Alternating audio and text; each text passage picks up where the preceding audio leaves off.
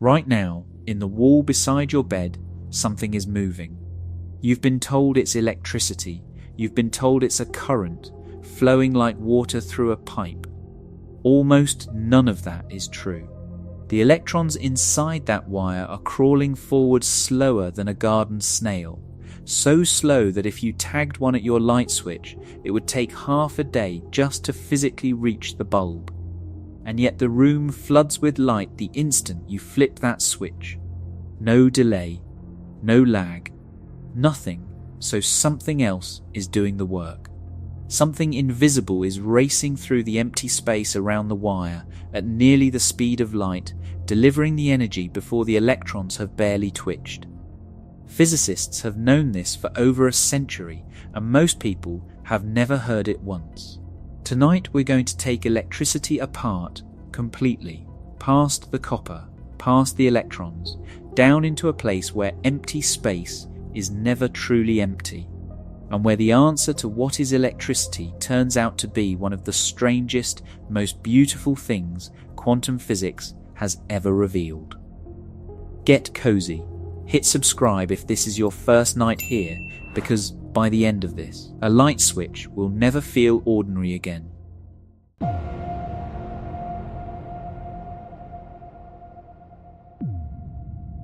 Part 1. The illusion you've never questioned. Think about the last time you plugged in your phone. You pushed a cable into a port, you watched a small icon appear, and somewhere behind that glass a battery began to fill. It felt simple, it felt obvious.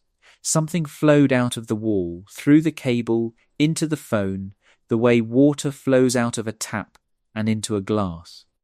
You have never had a reason to question that picture. It has served you your entire life. It is taught in schools with diagrams of arrows moving through wires.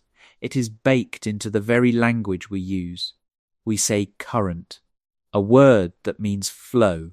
We say electricity runs through a circuit. We say a wire carries power, the same way a river carries a boat. Here is what almost nobody tells you. That picture, the one sitting quietly in the back of your mind right now, is not a simplification. It is not a rough sketch that gets more accurate the closer you look. It is wrong in a way that only becomes stranger the closer physics has looked at it. Nothing is flowing through that wire the way water flows through a pipe. There is no electrical fluid rushing from the wall to your phone. And once you understand what is actually happening, you will realize that electricity is not a substance at all. It is something far more elusive, something that lives partly in the empty space around the wire, and partly in a layer of reality so strange that even the physicists who first uncovered it struggled to believe their own equations. To get there, we have to start at the very bottom with the question that seems too basic to even ask. What is electric charge, not electricity? Charge, the raw ingredient underneath everything. The story begins in a place you might not expect, a dry hillside in ancient Greece, around 600 years before the Common Era. A philosopher named Thales, living in the coastal city of Miletus, took a piece of amber, the hardened golden resin of ancient trees, and rubbed it against a scrap of wool. When he brought the amber near light objects, bits of straw, thin feathers, scraps of dried grass, they leapt toward it and clung on, as if pulled by a hand nobody could see. Thales had no framework for what he was witnessing. Nobody did. There was no concept yet of an invisible force reaching across open space. The Greeks simply noted the oddity and moved on. The word they used for amber was electron. Every word we now use for this entire field of physics, electricity, electron, electronics, traces its lineage back to a man rubbing fossilized tree sap against wool 26 centuries before anyone understood why it worked. For close to 2,000 years after Thales, almost nothing changed. People noticed static sparks when combing dry hair. They watched lightning tear across storm clouds. They knew certain materials, when rubbed, could tug at small objects. But these observations sat in isolation, curiosities without a cause, and nobody connected them into anything resembling a theory. The real turn came in the 1700s, when investigators across Europe began experimenting with electrified materials in a more disciplined way. They discovered something crucial. Not all electrified objects behaved the same. Glass rubbed with silk produced one kind of effect. Amber rubbed with fur produced another. Two glass rods, both freshly electrified, would push away from each other. Two amber rods would do the same. But a glass rod and an amber rod would pull toward one another. There were not simply electrified and non-electrified objects in the world. There were two distinct kinds of electrification, mirror images of each other, and whichever kind you had determined whether you attracted or repelled. It was Benjamin Franklin in the 1740s who proposed the elegant idea that still shapes how we think about this today. Franklin suggested there was a single underlying property, and that what varied was simply how much of it an object had relative to its natural balance. He called the two states positive and negative. Rub two materials together and you are not creating charge from nothing. You are transferring it, taking a little from one object and depositing it onto the other. One ends up with a surplus, the other with a deficit. Objects with matching surpluses or matching deficits repel.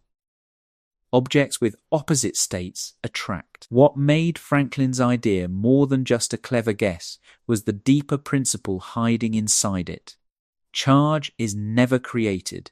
It is never destroyed. It only moves from place to place. If you rub silk against glass and the glass becomes positively charged, the silk must become negatively charged by the exact same amount, so that the total charge in the system, glass and silk combined, is precisely what it was before you started. 0. This turned out to be one of the most unshakable laws in the entire discipline of physics. In every experiment ever conducted, from static sparks on a dry doorknob to the violent collisions inside the most powerful particle accelerators ever constructed, charge has never once appeared from nowhere, and it has never once vanished. It is only ever moved. But saying charge is conserved does not tell you what charge actually is. Franklin himself imagined it as a kind of invisible fluid, an electrical substance that pooled in excess or ran low. It was a useful mental picture, and it explained the experiments of his era well enough.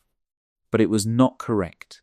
Charge is not a fluid you could, even in principle, collect in a jar. It is a fundamental property that certain particles simply possess, in the same way mass is a fundamental property that certain particles possess. You cannot see mass directly. You cannot pour it into a container. You only ever observe its effects, the resistance an object gives when you try to accelerate it, the pull it exerts through gravity. Charge works the same way. You cannot see it. You only see what it does, the attraction, the repulsion, the invisible tug reaching across a gap of empty air. In 1785, a French physicist named Charles Augustin de Coulomb put a precise number to that tug.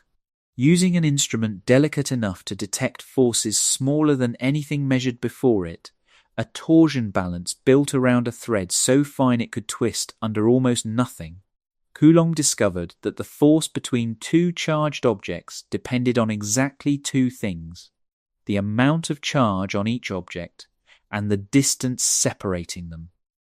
Double the charge, and the force doubles. Double the distance, and the force falls to a quarter of what it was. This relationship, charge multiplied by charge divided by distance squared, is now known simply as Coulomb's law, and if the shape of that equation feels familiar, it should. It is built on precisely the same mathematical skeleton as Newton's law of gravity, a hint even at this early stage, that something deep and shared runs underneath the different forces of nature. We will come back to that thread later tonight, because it does not end where you'd expect. Charge carries one more secret, one that took more than a century to fully uncover. It does not come in any amount you like. You cannot have half a unit of charge, or a third of a unit. Charge arrives only in whole, indivisible packets, a smallest possible portion that every charged object in the universe is built from in exact multiples. Nobody suspected this in Franklin's time. Proving it required one of the most patient and celebrated experiments in the history of physics, and it required first discovering the particle that carries that smallest packet of charge, a particle nobody knew existed until the very end of the 1800s. That particle is the electron. And the story of how it was found, weighed, and finally caught mid-flight inside a floating droplet of oil is where we're going next. Part 2. The particle nobody expected to find. In 1897, inside a cluttered laboratory at Cambridge University, a physicist named J.J. Thomson was staring at a glass tube filled with almost nothing. Inside that tube, a strange greenish glow travelled from one end to the other whenever a high voltage was applied across two metal plates sealed inside the glass. Scientists called this glow a cathode ray, and for decades nobody agreed on what it actually was. Some believed it was a wave rippling through some invisible medium the way sound ripples through air. Others suspected it was a stream of particles, tiny and charged, flying through the vacuum of the tube. The disagreement was not a minor technical squabble. Whichever answer turned out to be true would reshape the foundations of chemistry and physics alike. Thomson set out to settle it. He built an apparatus that let him bend the mysterious ray using electric fields and separately using magnetic fields, carefully measuring how much each one deflected the glow. From the amount of bending, he could work out a critical number, the ratio between the charge of whatever was inside the ray and its mass. What he found stopped him cold.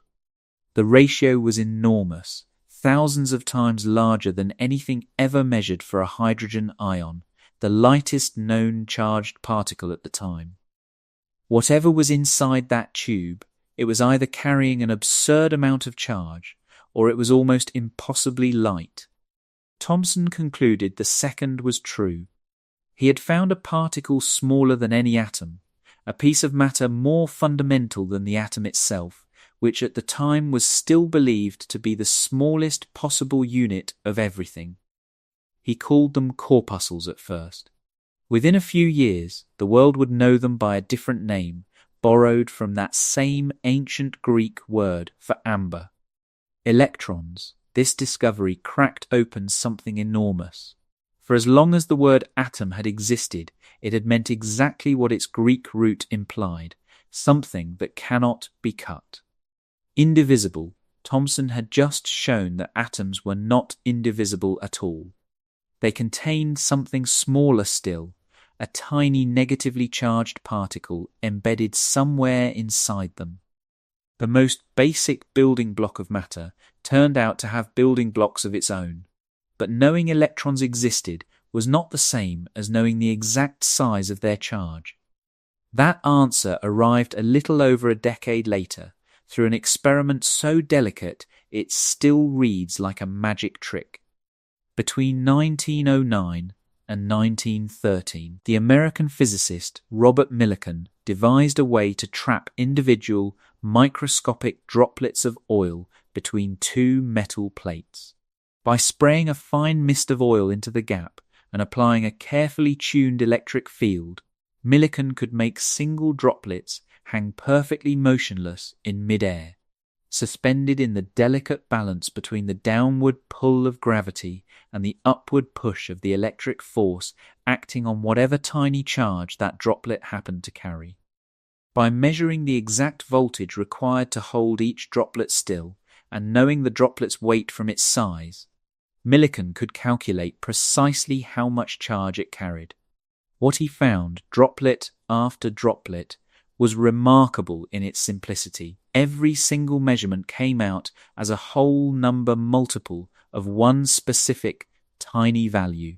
Never a number and a half, never a fraction. Always 1 unit, or 2, or 9, or 47, but always some exact whole multiple of the same underlying quantity. This was direct proof that electric charge is quantized. There exists a smallest indivisible portion of charge in the universe, and nature simply does not permit anything in between. We now know that value with extraordinary precision. It sits at roughly 1.6 times 10 to the negative 19th of a coulomb, an amount so small it barely deserves a name, and yet it is the fundamental currency behind every electrical phenomenon you will ever encounter. So by the early 1900s, the picture had crystallized. Atoms are not the bottom of the ladder. Inside them sit electrons, carrying the smallest possible unit of negative charge, surrounding a dense, positively charged core. And it is these same electrons, tiny, almost weightless, quantized in their charge, that do virtually all the work in what we call electricity in daily life. Not because electrons are electricity, but because in ordinary solid materials, they are the ones free enough to move. Now let's bring this down into the copper sitting inside your walls right now. A copper atom carries 29 electrons orbiting its nucleus. Most of them are held tightly in place, locked into their positions, unable to wander, but roughly 1 electron per atom is only loosely attached. It can break free from its home atom entirely and drift through the metal's crystal structure, joining a vast, restless population of what physicists call free electrons, or conduction electrons. In a single cubic centimetre of ordinary copper wire, there are something on the order of 85 billion trillion of these free electrons, an almost unspeakably large number of mobile charges, constantly available to participate in whatever electrical activity the wire is asked to perform. And these electrons never sit still. Even with no current flowing at all, they are moving violently, ricocheting through the copper lattice at staggering speeds, colliding with vibrating atoms, bouncing off in new directions, colliding again, over and over, unimaginably fast. At room temperature, the average speed of this chaotic motion is somewhere around 1.5 million meters per second, a meaningful fraction of the speed of light. But here is the part that trips almost everyone up the first time they hear it. All that speed is directionless. For every electron darting to the left, there is, statistically, another darting to the right. For every one racing upward, another is racing down. Sum up the motion of the entire swarm and it cancels almost perfectly to zero. It is a room packed with people all sprinting in random directions at once, immense individual energy, and yet the crowd as a whole goes nowhere. Now connect a battery to that wire. An electric field springs into existence along its length. This field does not stop the chaos. The electrons keep colliding, keep ricocheting, keep moving at that same blistering average speed. But now, layered on top of all that randomness, there is a faint, persistent nudge, a whisper of directional bias, pushing the swarm ever so slightly one way rather than evenly in all directions. That barely perceptible drift, riding on top of an ocean of chaotic motion, is what we call electric current. It is not a substance, it is a pattern, a statistical tilt in the behavior of an enormous crowd of particles. So how fast is that drift actually moving? If you are picturing something quick, brace yourself. In an ordinary household wire carrying a modest current, the electrons drift at roughly 0.07 of a millimeter per second. A garden snail, one of the slowest creatures most of us will ever watch move, covers ground at around 13 millimeters per second, nearly 200 times faster than the electrons inside the wire feeding your lamp. Sit with that number for a moment, because it should genuinely unsettle you. If you could somehow mark a single electron the instant it left your light switch, and you flipped that switch on, and the wire running to your lamp was about 3 meters long, that individual electron would need something like 11 or 12 hours to physically crawl the distance. Half a day. You would flip the switch in the morning, and that particular electron still wouldn't have arrived by dinner. And yet the light comes on immediately, not almost immediately. Immediately, in a fraction of a second, too small for any human nervous system to detect a delay. If the electrons themselves are crawling along slower than a snail, something else, something we haven't accounted for yet, must be carrying the energy to that bulb. Something that does not share the electron's glacial pace. Something that moves through the space around the wire far, far faster than anything traveling inside it. That something is where the real story of electricity actually begins, and uncovering it required physicists to abandon one of the oldest assumptions in all of science, the idea that forces require touch. Part 3. The gap nobody could explain. For most of human history, the idea of force without contact would have sounded like nonsense. You push a cart, and it moves because your hands are pressed against it. You throw a stone, and it flies because your arm imparted motion to it directly. Every mechanical intuition built into your body assumes that for one thing to affect another, they have to touch. Electric charge broke that assumption completely. Two charged objects, sitting apart in empty air with nothing visible connecting them, pull or push on each other anyway. No wire, no rod, no physical link of any kind, just open space, and yet a force crosses it as surely as if an invisible hand were reaching between them. This is the exact same puzzle that had already tormented Isaac Newton more than a century earlier when he worked out the mathematics of gravity. Newton could describe precisely how strongly the sun pulls on the Earth across 93 million miles of empty vacuum, but he despised the implication of his own equations. He wrote, with obvious discomfort, that the idea of one body acting on another through a vacuum, with no intermediary at all, was so absurd that no one who had any real competence in philosophical matters could ever accept it. And yet he could offer no alternative. Gravity worked. He simply could not say how it reached across nothing. Electric charge presented the same riddle, but with an added twist. Unlike gravity, which only ever pulls, electric force can either pull or push depending on the charges involved. And unlike gravity, which is famously feeble at the scale of individual particles, electric force is staggeringly strong. The electric repulsion between two electrons outmuscles the gravitational attraction between those same two electrons by a factor so large it barely fits into ordinary language, something on the order of a 1 followed by 42 zeros. Gravity only feels dominant to us because planets are unimaginably massive, and because almost all of their electric charge cancels out internally. Positive balancing negative in near-perfect symmetry. Pull two magnets apart with your bare hands, and you're overpowering the combined gravitational pull of an entire planet with nothing more than a few centimeters of muscle and a sliver of exposed magnetism. So the question stood, unresolved for generations. What is actually stretching across that empty gap between two charges? What invisible thing is doing the reaching? The answer began to take shape in the spring of 1820 in a lecture hall in Copenhagen.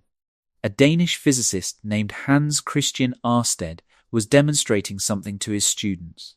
a compass needle resting near a wire connected to a battery. Almost as an afterthought, he closed the circuit. The compass needle twitched, swung away from magnetic north, and settled pointing roughly sideways, perpendicular to the wire. He opened the circuit again. The needle drifted back to normal. He tried it again. Same result every time. This should not have been possible, according to everything physicists believed at the time. Electricity and magnetism had always been treated as two entirely separate subjects, studied by different people, governed by different rules, with no known relationship between them. And here was an electric current, simply by flowing through a wire, visibly influencing a magnet several inches away. Within weeks, laboratories across Europe were repeating and extending Ørsted's discovery. A French physicist named André-Marie Ampère quickly worked out precise mathematical relationships describing how currents generate magnetic effects. The scientific world scrambled to understand a connection nobody had suspected existed. And it is here that one of the most remarkable figures in the entire history of physics steps into the story. His name was Michael Faraday. Faraday was born in 1891 in a poor corner of South London, and he left formal schooling behind at the age of 13 to become an apprentice bookbinder. But something in him refused to stay confined to that trade. He read every scientific volume that passed through the bindery, snuck into public lectures whenever he could, and slowly, stubbornly, taught himself the fundamentals of chemistry and physics from scratch. Through a combination of raw talent, relentless persistence, and one very lucky break, he eventually secured a position at the Royal Institution in London, one of the most prestigious scientific establishments in the world. It was there, over several remarkable decades, that Faraday would conduct experiments that reshaped physics down to its foundations. What made Faraday extraordinary was not mathematical brilliance. He never mastered advanced mathematics, and he could barely write an equation. What he possessed instead was an almost uncanny physical intuition, a way of picturing invisible processes so vividly that he could see relationships the mathematically trained physicists of his era were missing entirely. After Ørsted showed that electric currents could produce magnetism, the obvious next question was whether the reverse might also be true. Could magnetism, in turn, produce electricity? Several accomplished scientists tried and failed to find any such effect. Faraday pursued the question patiently for years, and in 1831 he finally cracked it. He discovered something now called electromagnetic induction. A magnetic field sitting still near a coil of wire does nothing at all. No current appears. But a magnetic field that is changing, one that is moving, growing, or shrinking, generates an electric current in that coil, as if from nowhere.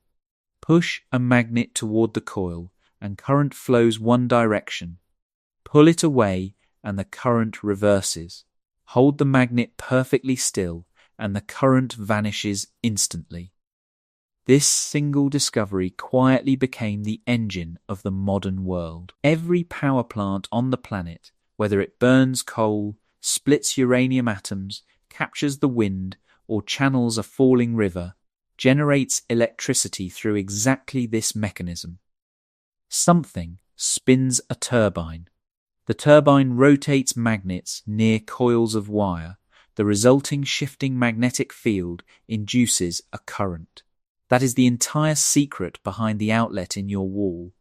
It all traces back to Faraday, alone in a laboratory in 1831, moving a magnet back and forth near a coil of wire until something extraordinary happened. But Faraday's most important contribution to this story was not the practical discovery of induction. It was a conceptual leap that most of his contemporaries dismissed outright. While puzzling over how electricity and magnetism could reach across empty space to influence one another, Faraday imagined something radically different from anything proposed before. He pictured every charged object and every magnet as surrounded by invisible lines stretching outward into the space around it, an unseen structure filling the room, reaching in every direction. He did not think of these lines as a convenient drawing to help visualize the math. He believed they were physically real, an actual entity occupying actual space, capable of carrying real influence from one place to another.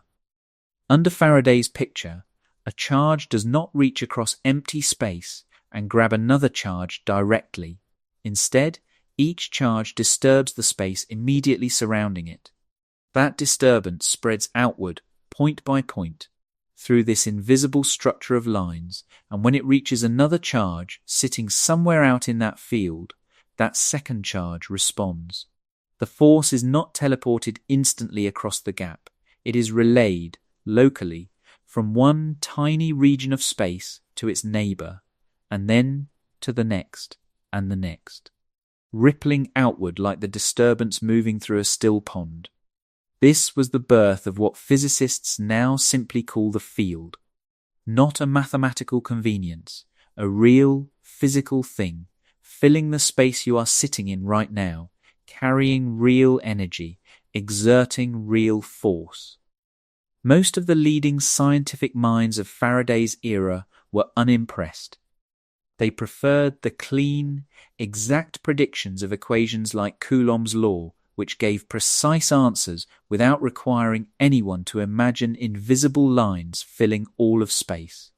Faraday, unable to express his intuition in the formal mathematical language his peers respected, struggled for years to convince anyone that his vision was more than a pretty picture drawn by an untrained mind. It took a young Scottish physicist, still in his 20s, to prove that Faraday had been right all along and to translate his intuitive vision into a set of equations so powerful they would eventually reveal that light itself is nothing more than electricity and magnetism traveling together through space.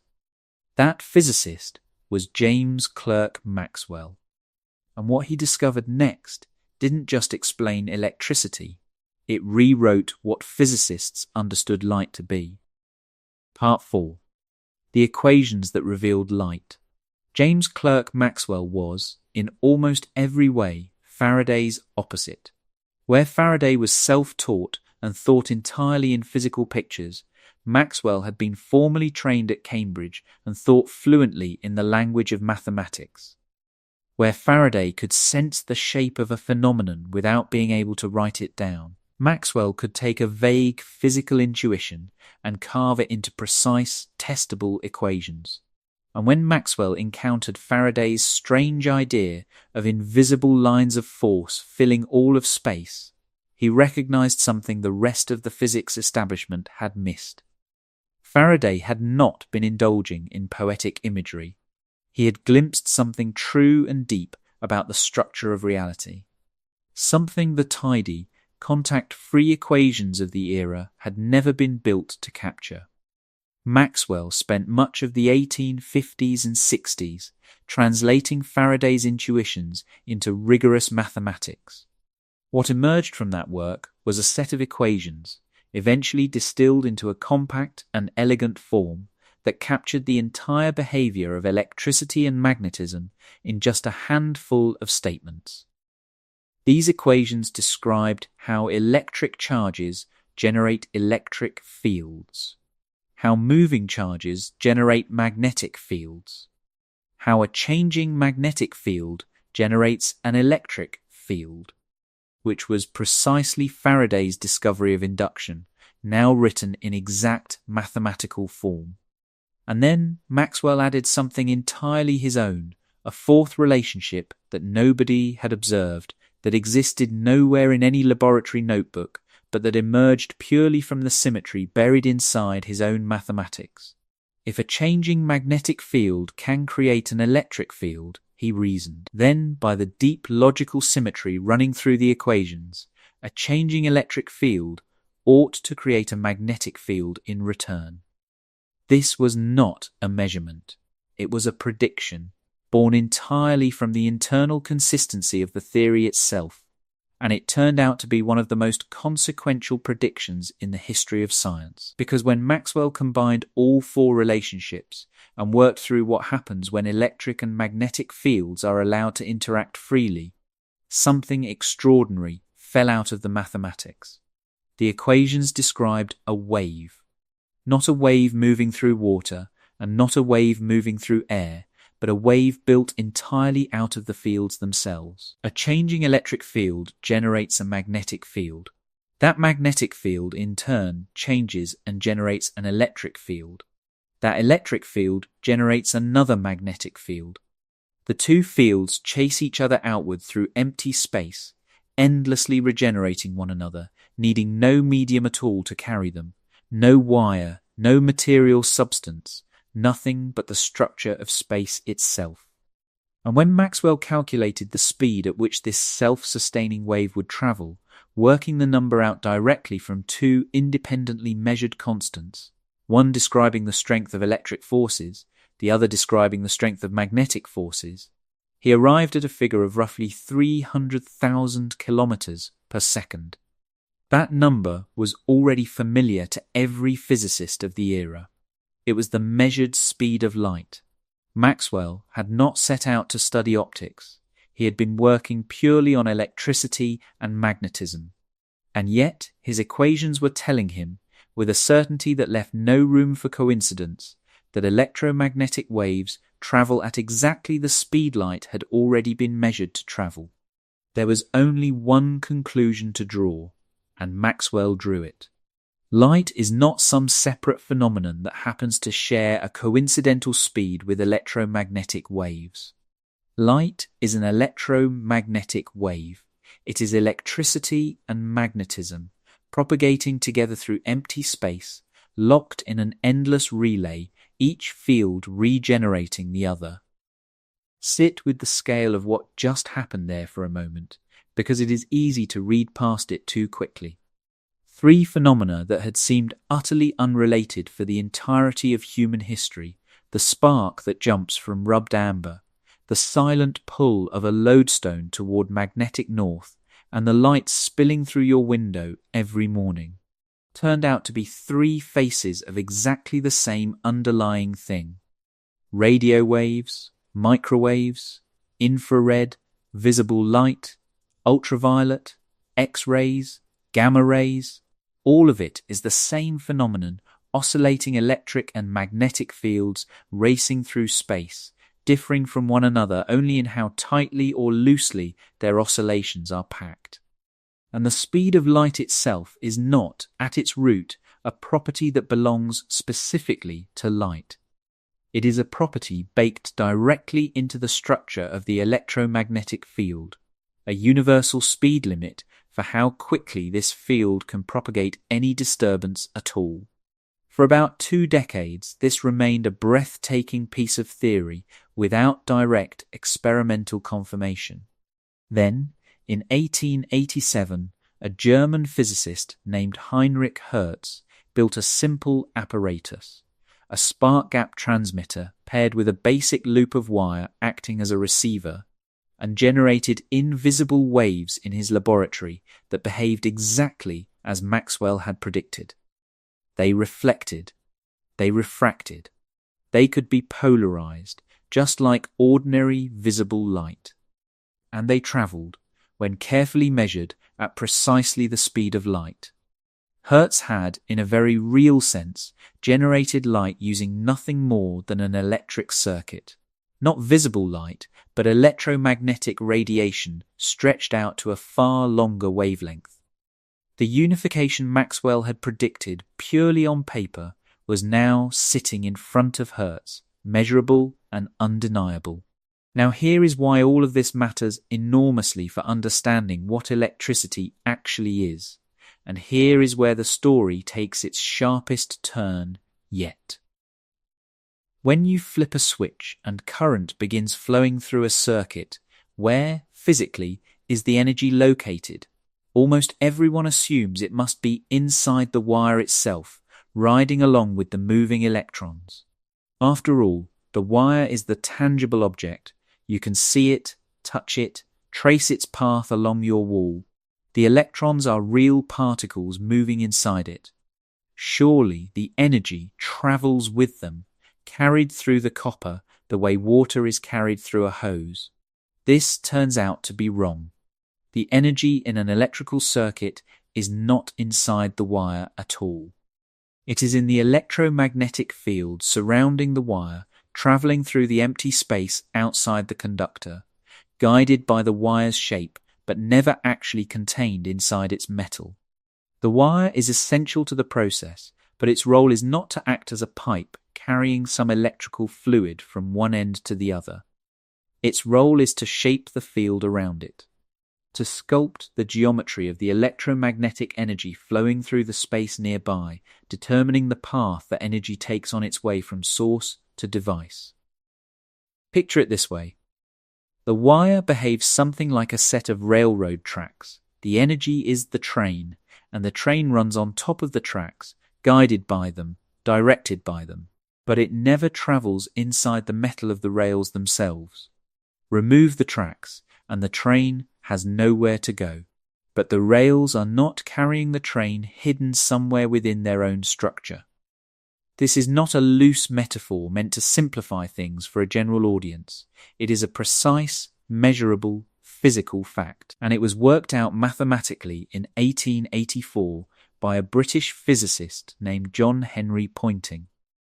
Poynting developed a way to calculate at every point in space around a circuit exactly how much energy is flowing and in which direction.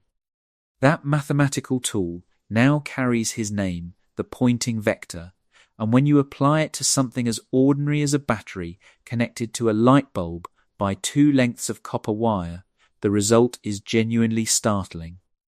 The energy does not travel along the inside of the wires from the battery to the bulb. It streams outward from the battery into the surrounding space, flows through the air and insulation around the wires, and converges inward toward the bulb from the outside, where it finally surrenders itself to the resistance in the glowing filament. A small fraction of that energy does dip briefly into the wire itself, and that small fraction is precisely what heats the wire and produces the gentle warmth you feel when current has been flowing for a while. But even that heating energy enters the wire from outside, seeping in from the surrounding field rather than travelling the length of the conductor from end to end.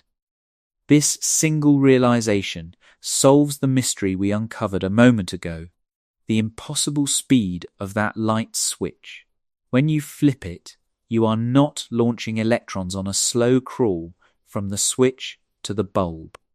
You are instantaneously establishing an electromagnetic field throughout the entire circuit, a field that springs into being and propagates at a substantial fraction of the speed of light, somewhere between half and nearly all of it, depending on the materials involved. For a 3-meter length of household wiring, that field reaches the far end in something like 10 to 20 billionths of a second, a span of time so small no human sense could ever register it as a delay. Once that field has established itself around the circuit, it begins funneling energy from the battery to the bulb through the surrounding space, while the electrons inside the wire have, in that same fraction of a second, barely nudged forward at all, still crawling along at their usual pace slower than a snail. Think about what this means for the wiring running silently through the walls of the room you're in right now. If a lamp is lit somewhere nearby, the energy powering that lamp is not travelling through the copper hidden inside the wall. It is travelling through the empty space inside your walls, through plaster, through paint, through the air itself, carried in an invisible field wrapped around wires that merely guide its shape. And a battery, in this picture, is not a container storing up electricity the way a tank stores water. It stores chemical energy. And what it actually does is maintain a persistent difference in electric potential between its 2 terminals. A difference that establishes the field pattern responsible for carrying energy outward to wherever it's needed. Everything we have uncovered so far, charge, current, drift, field, still belongs to what physicists call the classical picture. It is a picture built on smooth, continuous fields and electrons treated as tiny particles following definite paths, and for circuits, generators and power grids, it works with extraordinary accuracy. But it is still not the deepest layer. Because inside a solid material, at the true scale of individual atoms, this classical picture quietly breaks down and something far stranger takes its place. Something that finally explains why copper conducts electricity effortlessly while glass blocks it almost completely, and why certain rare materials can carry current with absolutely no resistance at all. Part 5. Why some materials let charge move and others refuse. Here is a question that seems almost too simple to matter, and yet the answer to it takes us straight into the strangest territory in all of physics. Why does copper carry current so easily, while rubber blocks it almost completely? Why does a sheet of glass stop charge cold, while a thin strip of aluminum foil lets it pass with barely any resistance at all? If electricity really comes down to charges responding to electromagnetic fields, as we have now established, then why do the electrons inside some materials respond freely to that field, while the electrons inside others sit locked in place, refusing to move no matter how strong the field becomes? The answer is buried inside the material itself, at the scale of individual atoms, where the tidy classical picture of electrons as tiny orbiting particles simply stops working. Down at this scale, electrons obey the rules of quantum mechanics, and quantum mechanics paints a picture of solid matter that has almost nothing in common with the mental image most of us carry around. To understand it, we need to start with what quantum mechanics tells us about a single isolated atom. The old familiar picture, a miniature solar system with a dense nucleus at the center and electrons circling it like tiny planets on fixed orbits, is vivid, intuitive, and almost entirely inaccurate. Quantum mechanics, developed through the 1920s by physicists including Erwin Schrödinger and Werner Heisenberg, revealed something far stranger. Electrons in atoms do not trace neat, definite paths at all. Each electron exists instead as something called a wave function, a mathematical description of probability spread out across a region of space, telling you not where the electron is, but how likely you are to find it in any particular location if you went looking. Before you measure it, the electron does not have a definite position. It exists as a haze of possibility surrounding the nucleus, taking on specific, often strangely shaped forms, some rounded like a sphere, others stretched like a dumbbell, others more intricate still. The crucial detail, the one that everything else in this part of the story hangs on, is that each of these shapes corresponds to a specific fixed amount of energy. An electron occupying one shape carries one exact energy value. An electron occupying a different shape carries a different exact value. And here is the strange part. The electron cannot simply choose any energy value it likes, sliding smoothly between one amount and another. It can only occupy certain sharply defined levels, like rungs on a ladder. You can stand on the first rung or the second rung, but there is no way to stand in between them. There is no partial rung. The electron is either at one allowed level or another, with nothing whatsoever available in the gaps between them. This strict quantization of energy explains something you have likely seen without ever connecting it to physics. It is why a neon sign glows a specific shade of red, why sodium vapor lamps cast that unmistakable yellow-orange light, why every element in the periodic table burns with its own distinctive fingerprint of colors when heated. When an electron drops from a higher rung to a lower one, it releases the difference in energy as a single photon of light, with a wavelength determined exactly by the size of that gap. Only photons carrying precisely the right amount of energy get absorbed or released. Everything else passes through untouched. Now here is where the story becomes essential for understanding electricity itself. A single, isolated atom, sitting alone in empty space, has this neat ladder of sharply defined energy levels, with clean, well-separated gaps between each rung. But no atom inside a solid material is ever truly alone. In an ordinary piece of metal, atoms are packed together by the billions upon billions, arranged into a tightly repeating, regular structure called a crystal lattice. In copper specifically, neighbouring atoms sit only about 0.2 of a nanometer apart, close enough that the outer electron clouds of adjacent atoms overlap and interfere with one another. The outer electrons no longer belong to a single, isolated nucleus. They interact with the nuclei and electrons of every atom nearby. That interaction changes everything about the energy levels. When two identical atoms are brought close enough together, each of their matching energy levels splits apart into two slightly different levels, nudged just barely apart from one another. Bring 3 atoms together, and each level splits into 3. Now imagine doing this not with 3 atoms, but with something on the order of 100 billion trillion of them. The number of atoms packed into a single cubic centimeter of ordinary solid material. Each original, sharply defined energy level splits into 100 billion trillion levels, packed so closely together that they are no longer distinguishable as separate rungs at all. They merge into something new entirely, a smooth, continuous band of allowed energies. What was once a single sharp rung on a ladder inside an isolated atom becomes an entire broad band of permitted states inside a solid. And what was once a clean gap between 2 rungs becomes a gap between 2 entire bands, a region of forbidden energy that no electron in the material is permitted to occupy at all.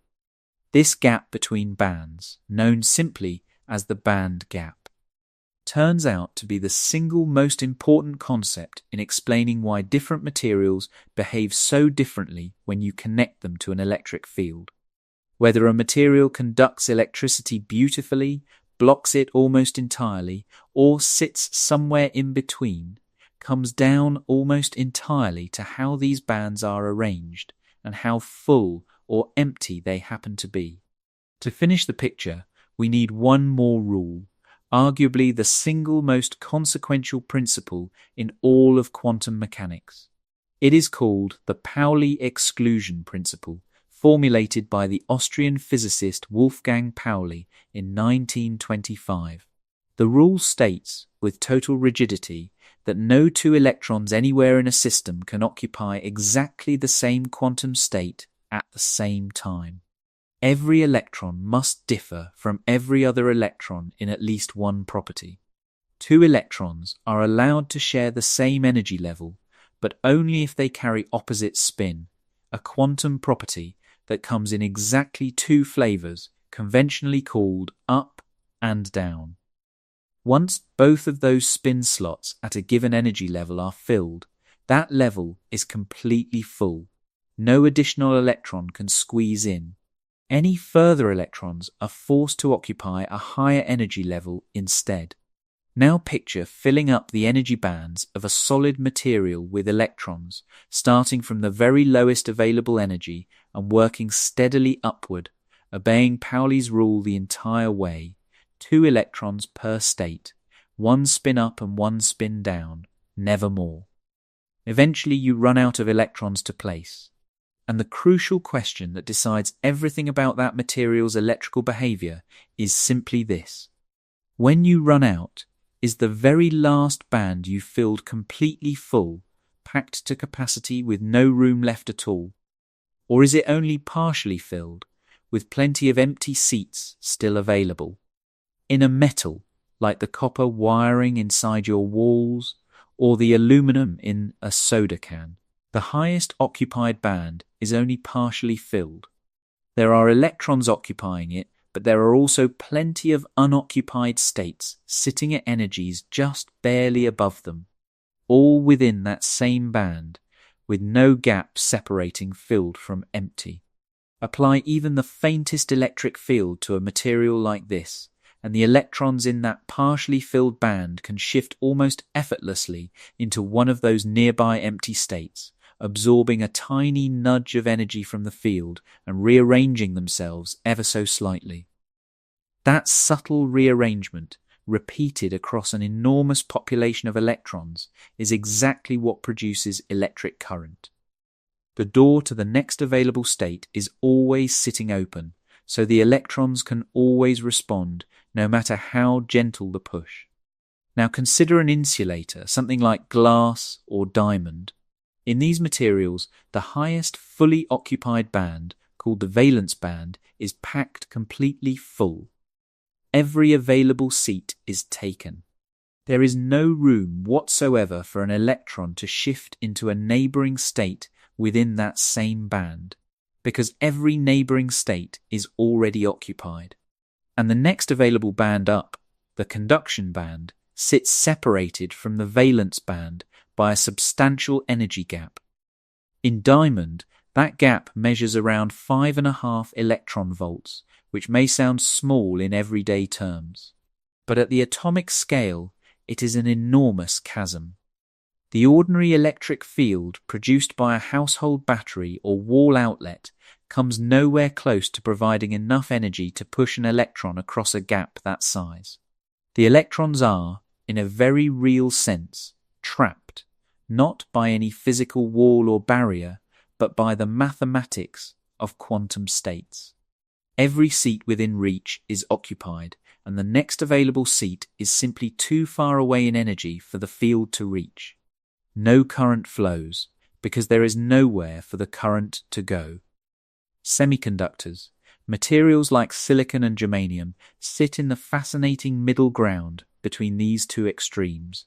They share the same basic structure as insulators, a fully packed valence band and an empty conduction band above it, but the gap separating them is dramatically smaller.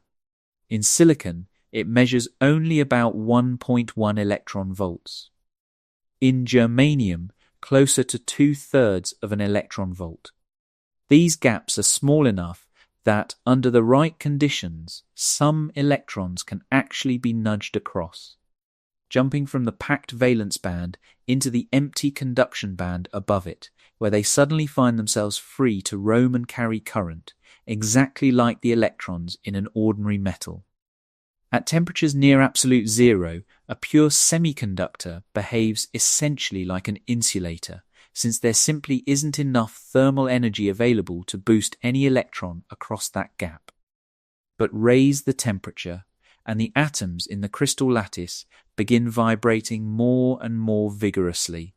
Every so often, that vibration hands an electron just enough of a kick to leap across the gap into the conduction band.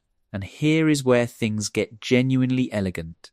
That electron leaves something behind in the valence band, an empty seat, a gap in an otherwise full sea of electrons, known as a hole. Other electrons nearby can shuffle into that hole, and as they do, the hole itself effectively moves through the material, behaving in every practical sense like a positively charged particle drifting through the lattice, even though what is really happening is a chain reaction of ordinary negative electrons shuffling sideways to fill an empty seat. This sensitivity to temperature is precisely why semiconductors became the foundation of the modern electronic world. Engineers learned that by deliberately contaminating a pure semiconductor crystal with carefully chosen impurity atoms, a process called doping, they could reshape its electrical behavior with astonishing precision. Add atoms carrying one extra electron compared to the host material, and those spare electrons settle into energy levels sitting just below the conduction band, ready to leap up into it with only the slightest thermal nudge, flooding the material with easily mobile negative charge carriers. This produces what is known as an N-type semiconductor. Add atoms carrying one fewer electron instead, and you create empty states sitting just above the valence band, ready to accept electrons and generate mobile holes, producing what is known as a P-type semiconductor. Combine regions of each type in carefully engineered patterns, and you get transistors, diodes, solar cells, and every other essential building block of modern electronics. Every smartphone in every pocket on this planet, every laptop, every satellite, every digital clock runs entirely on the quantum mechanical gap sitting between the valence and conduction bands inside tiny crystals of silicon. But there is one more layer still waiting beneath all of this, and it concerns what actually happens once electrons are allowed to conduct, once they are drifting freely through a material in response to an applied field. Because in a truly perfect crystal, one where every single atom sits exactly where it is supposed to, with nothing at all disturbing the pattern, an electron moving through the conduction band would encounter absolutely no resistance whatsoever. None. And understanding why that is true, and why real materials fall so far short of that perfection, is where we finally arrive at one of the strangest phenomena in the entire discipline of physics, a phenomenon where electric current, once started, simply never stops. Part 6. The perfect road and the reason it's never quiet. Here is a claim that sounds almost impossible, and yet it falls directly out of quantum mechanics. In a perfectly ordered crystal lattice, one where every single atom sits precisely in its ideal position with nothing at all breaking the pattern, an electron moving through that lattice would encounter no resistance at all. Not reduced resistance, not negligible resistance. Zero. This was shown in the late 1920s by the physicist Felix Bloch, who demonstrated that an electron's wave function, moving through a perfectly periodic structure, fits into that pattern so seamlessly that it propagates without scattering off anything at all. The electron behaves less like a ball bouncing down a hallway and more like a wave gliding through a medium built specifically to carry it, undisturbed, indefinitely. Think of it this way. Imagine a highway stretching out perfectly smooth and straight, with no potholes, no gravel, no cracks, no curves, nothing at all to slow you down. Once your car reaches cruising speed, it simply keeps going forever without needing another drop of fuel, because the road itself offers no resistance whatsoever. That is what an electron experiences moving through a truly perfect crystal lattice. But no real crystal is ever truly perfect, and every imperfection acts like a pothole in that otherwise flawless highway, deflecting the electron, stealing a little of its organized motion, converting that motion into heat. The most significant source of these imperfections, under ordinary conditions, is thermal vibration. At any temperature above absolute zero, the atoms making up the lattice are never perfectly still. They vibrate constantly around their resting positions, and these vibrations are themselves quantized, arriving in discrete packets of energy called phonons, the acoustic equivalent of photons, quanta of sound rather than quanta of light. When a conduction electron collides with one of these phonons, it scatters, its path deflected, its energy shifted, its smooth forward drift interrupted. It is like trying to walk in a perfectly straight line through a crowded room where people keep bumping into you from every side.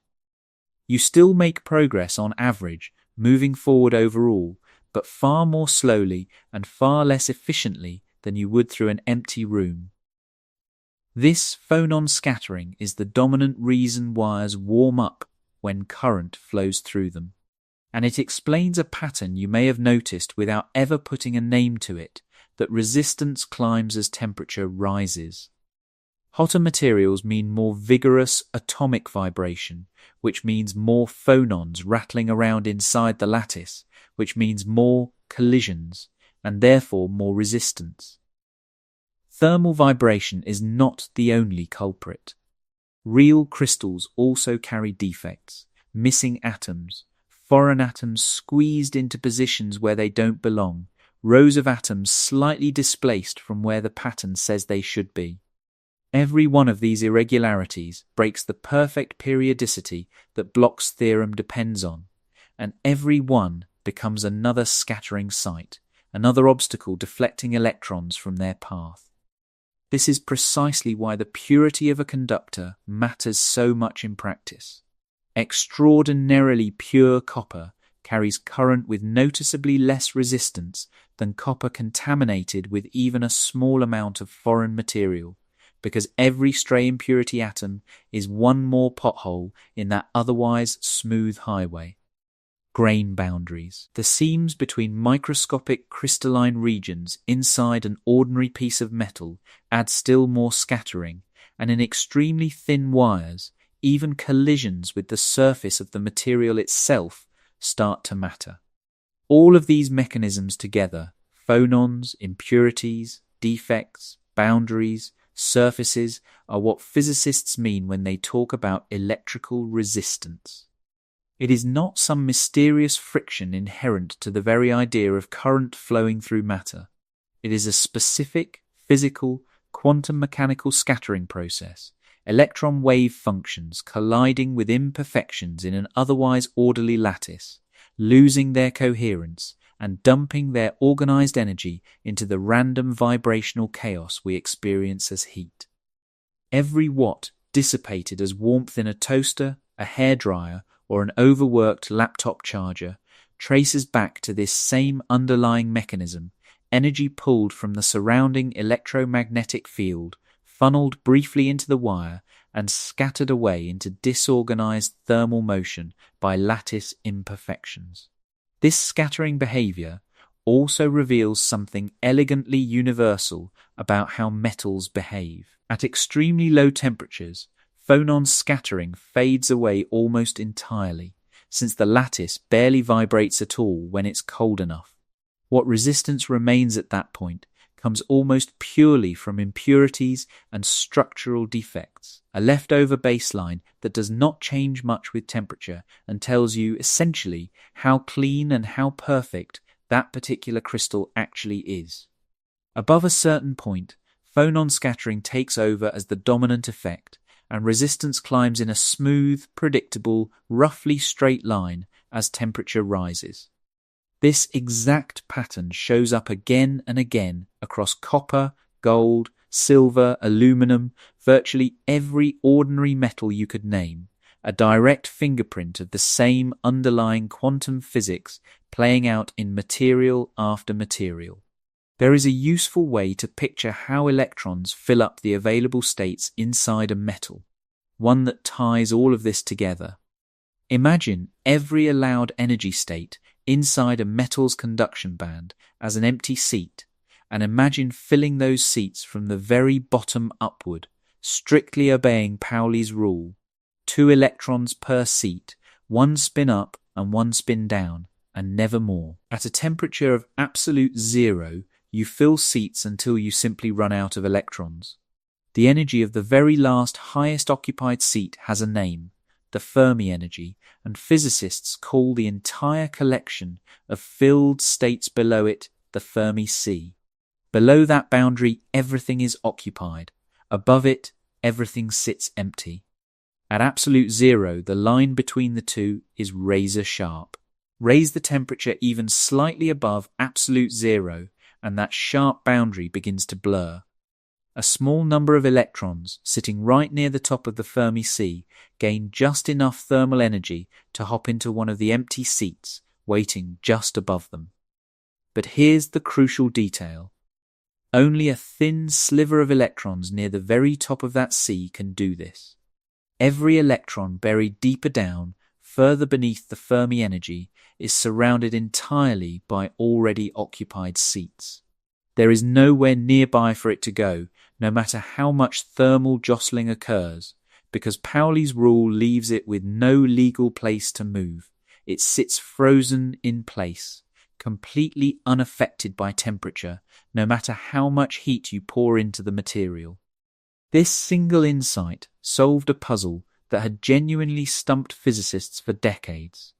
Metals contain an enormous number of free electrons, roughly one per atom, and if each of those electrons behaved like an ordinary classical particle, you would expect them to soak up a substantial amount of heat and contribute significantly to the material's overall heat capacity.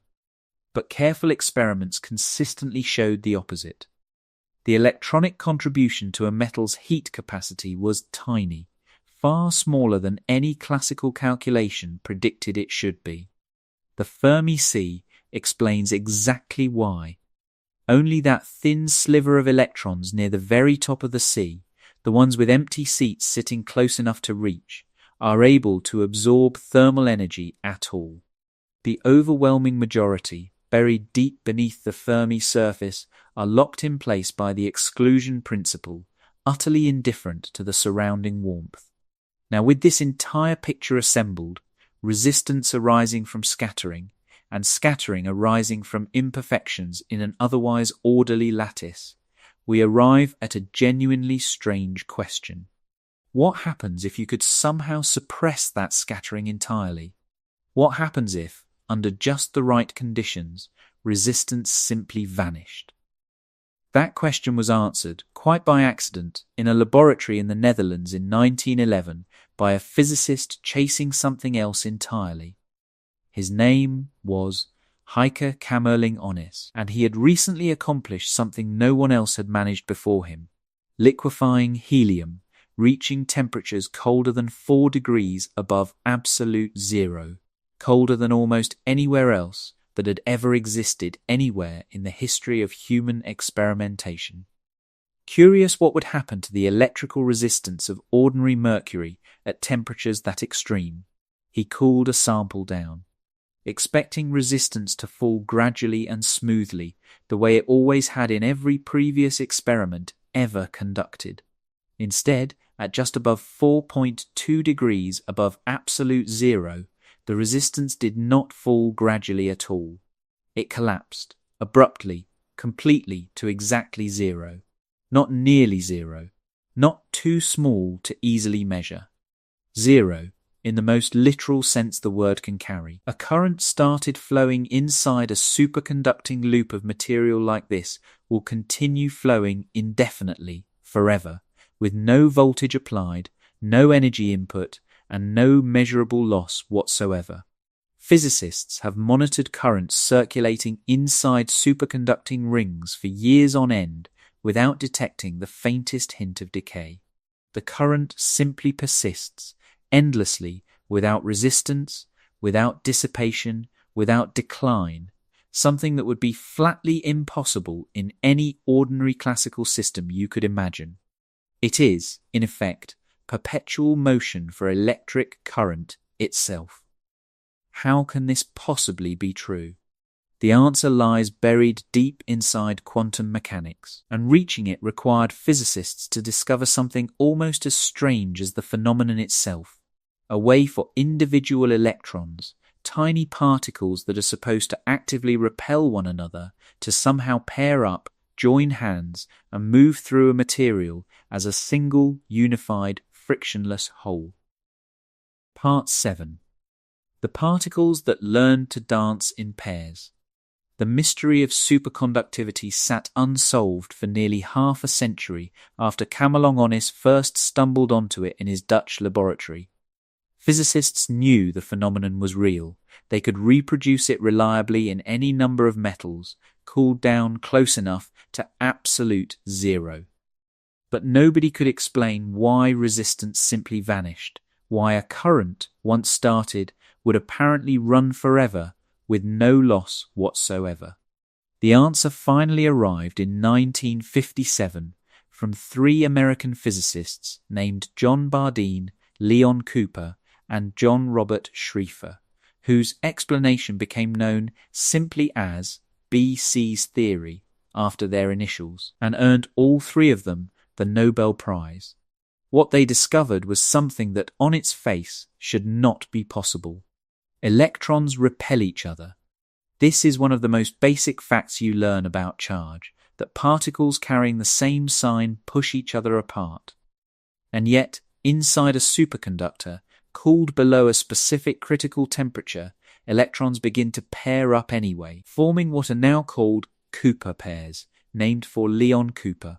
The mechanism behind this pairing is genuinely strange, and it depends on the very lattice vibrations we spent the last part discussing as a source of resistance. As an electron moves through the crystal lattice, it exerts a faint attraction on the surrounding positively charged atomic nuclei, tugging them ever so slightly inward toward its own path. Those nuclei do not snap back instantly. For a brief moment, they remain shifted, creating a fleeting pocket of slightly enhanced positive charge trailing along behind the moving electron. That subtle pocket of extra positive charge is enough to attract a second electron, drawing it in ever so gently toward the wake left behind by the first. The two electrons never touch. They are not bound together the way two atoms are bound inside a molecule. In fact, they can sit separated by distances of hundreds of nanometers, hundreds of times the spacing between atoms in the lattice itself. But they remain correlated, linked to one another through the intermediary of the vibrating lattice, exchanging what physicists call virtual phonons back and forth between them, binding them into a single cooperative pair. And here is where the real magic happens, the detail that makes superconductivity possible at all. Individual electrons are fermions, a category of particle bound by the Pauli exclusion principle, forbidden from ever sharing an identical quantum state with another electron of the same kind. But a Cooper pair, the combination of two electrons bound loosely together, behaves entirely differently. It behaves as a boson, an entirely different category of particle that is not subject to Pauli's exclusion rule at all. Bosons are perfectly happy to pile into the exact same quantum state in unlimited numbers all at once. When a material is cooled below its critical temperature, an enormous number of these Cooper pairs form throughout the lattice, and because they behave as bosons, all of them are free to condense into a single shared quantum state simultaneously, spread out coherently across the entire material. This is called a condensate, and it represents something genuinely rare and extraordinary in physics, a macroscopic quantum phenomenon, a vast collection of particles behaving not as countless individual entities, but as one single, unified quantum object stretching across an object you could hold in your hand. This condensate is the reason resistance disappears entirely. In an ordinary metal, individual electrons scatter constantly off phonons, off impurities, off structural defects, losing tiny bits of energy with every collision, and it is this scattering, accumulated across trillions upon trillions of individual events, that produces everything we experience as electrical resistance. But a Cooper pair inside the condensate cannot scatter in that same fashion. Doing so would require breaking the pair apart entirely, and breaking a pair costs a very specific amount of energy, called the superconducting energy gap. Below the critical temperature, there simply isn't enough thermal energy available anywhere in the material to break even a single pair apart. So the pairs simply glide through the lattice, completely undisturbed, moving as one enormous coherent quantum wave, entirely immune to the very imperfections that would scatter and slow any ordinary individual electron. For roughly 75 years following Kamerlingh Onnes's original discovery, superconductivity remained locked behind an extremely narrow window, confined to temperatures within just a handful of degrees above absolute zero, achievable only with liquid helium, a coolant that is expensive, scarce, and genuinely difficult to work with outside of a specialized laboratory. It felt, for the better part of a century, like an elegant but essentially useless curiosity, a phenomenon of profound scientific interest but with almost no practical reach. Then, in 1986, everything changed unexpectedly.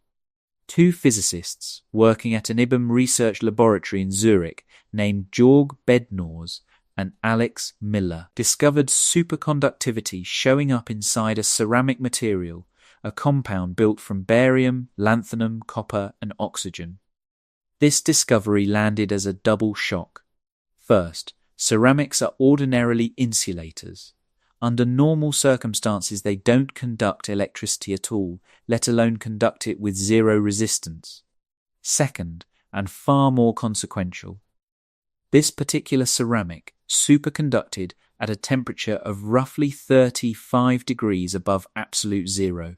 Still bitterly cold by any everyday standard, but dramatically warmer than anything ever achieved before. Within a single year, other research groups had found related ceramic compounds that pushed that boundary even further. One material in particular, built from yttrium, barium, copper, and oxygen, superconducted at roughly 93 degrees above absolute zero. That number matters enormously because it sits above the boiling point of liquid nitrogen, which is 77 degrees above absolute zero. And unlike liquid helium, liquid nitrogen is cheap, plentiful, and remarkably easy to handle. Overnight, superconductivity crossed the line from an exotic laboratory curiosity into something suddenly genuinely practical. But here is where the story runs directly into an open, unresolved mystery, one that remains unsolved to this very night. B.C.'s theory explains conventional superconductors beautifully. The phonon-mediated pairing mechanism, electrons attracting one another through the wake left in a vibrating lattice, accounts perfectly for superconductivity in ordinary metals and simple alloys. It does not, however, adequately explain why these newer ceramic materials superconduct at such dramatically higher temperatures. Physicists know, with total confidence, that electrons inside these materials do form pairs, and that those pairs condense into a shared quantum state that carries current without any resistance whatsoever. But the glue holding those particular pairs together does not appear to be ordinary phonons at all. Something else is doing the binding, something connected to the complex, layered magnetic structure of these copper oxide materials. And despite decades of intense effort by thousands of researchers across the globe, nobody has yet identified conclusively what that something is. The search continues actively today, driven by a genuinely staggering prize. If physicists could someday find or engineer a material that superconducts at room temperature under ordinary atmospheric pressure, requiring no exotic cooling whatsoever, the practical consequences would be difficult to overstate. Power grids capable of transmitting electricity across entire continents with zero loss. Trains that levitate and glide forward with no friction whatsoever. Computers running with almost no wasted heat at all. Whether nature actually permits such a material to exist remains genuinely unknown. It may be hiding in a compound nobody has yet thought to synthesize, or it may simply be forbidden by some deeper principle we haven't uncovered yet. What superconductivity reveals, in either its ordinary or its high-temperature form, is something profound about the true nature of electrical resistance. Resistance is not some unavoidable cost woven inescapably into the very concept of current flowing through matter. It arises entirely from specific, identifiable scattering processes, and when those processes are suppressed, as they are inside a superconductor, current flows with absolutely no resistance whatsoever. Resistance turns out to be an emergent property, a consequence of how electrons interact with the imperfect, ever-vibrating lattice of a real material, and not some fundamental, unavoidable law woven into electricity itself. There is something else worth sitting with here too. Superconductivity demonstrates, in the most direct and tangible way imaginable, that quantum mechanics is not confined to the invisible, unreachable world of individual atoms and subatomic particles. Most quantum effects remain hidden, buried at scales far too small for the naked eye or the naked hand to ever encounter directly. But a superconducting ring carrying a current that will persist for years without any measurable decay is a macroscopic object. Something you could hold, something you could look at. And the entire ring in that state exists as a single unified quantum entity, a wave function stretched coherently across an object large enough to sit in your palm. This is quantum mechanics made visible, not abstract, not confined to equations on a chalkboard, directly, physically real. So now we have assembled a genuinely rich picture. Metals conduct because their electrons sit in partially filled bands, with empty states always sitting close enough to reach. Insulators block current because their electrons are trapped in bands that are completely full, separated from the next available band by an energy gap too wide to cross. Semiconductors sit delicately in between, their small gaps able to be bridged by heat or reshaped entirely through careful doping.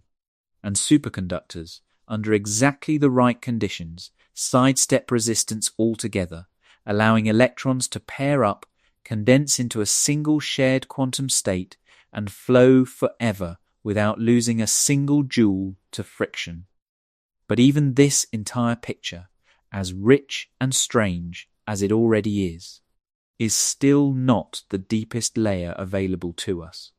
Because up to this point, we have been treating the electromagnetic field itself as something smooth and continuous, a classical entity obeying Maxwell's elegant equations without a single grain of graininess anywhere inside it. We have treated photons as something relevant only when discussing light and radiation, not something relevant to ordinary circuits and currents sitting quietly inside your walls. But at the deepest level physics has ever managed to reach, the electromagnetic field itself turns out to be quantized, just as matter is quantized, and the interactions between charged particles and this quantized field are described by the single most precisely tested theory in the entire history of science. That theory is where we are heading next, and it is where we will finally arrive at the true, complete answer to the question that brought you here tonight. Part 8. The field that isn't smooth after all. Everything we have covered up to this point rests on a quiet assumption, one so deeply embedded in the story that it has passed by almost unnoticed. We have been treating the electromagnetic field as something smooth, continuous, a field that fills space the way water fills a lake, unbroken, seamless, describable by Maxwell's elegant equations without a single grain of texture anywhere inside it. And for most practical purposes, that assumption serves beautifully. Maxwell's equations describe circuits, radio broadcasts, sunlight, generators, and entire national power grids with staggering accuracy. But at the deepest level physics has ever managed to probe. That smooth picture turns out to be incomplete. Just as matter, once thought to be infinitely divisible, turned out to be built from discrete atoms, and just as energy, once thought to flow continuously, turned out to arrive in discrete packets, the electromagnetic field itself turns out to be granular, quantized, built at its most fundamental level from indivisible pieces. The first hint of this arrived in 1900 when the German physicist Max Planck discovered, almost reluctantly, that the energy carried by electromagnetic radiation does not come in any amount whatsoever. It arrives in discrete packets, and the size of each packet depends directly on the frequency of the radiation involved. Planck called these packets quanta, and he treated the idea at first as more of a mathematical convenience than a statement about physical reality, a trick that happened to make the equations work. 5 years later, Albert Einstein pushed the idea much further and much more literally. In 1905, the very same year he published his theory of special relativity. Einstein proposed that light itself is not merely emitted and absorbed in discrete packets, but is actually made of discrete particles, entities we now call photons. Each photon carries a specific fixed amount of energy set entirely by its frequency.